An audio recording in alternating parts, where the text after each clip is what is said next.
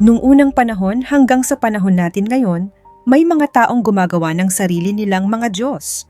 Diyos ng hangin, Diyos ng tubig, Diyos ng kagandahan at karunungan. Ngunit di nila naisip na ito ay taliwas sa kagustuhan ng tunay na Diyos. Mga kwento at alamat, mga walang kabuluhang kwento na sumisira sa paniniwala ng mga tao.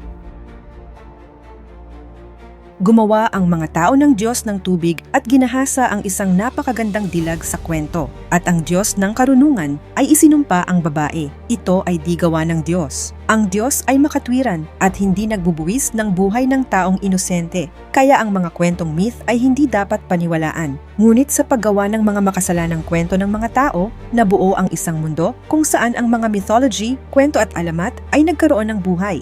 Ang mundong ito ay walang lumikha kundi nabuo dahil sa mga tao.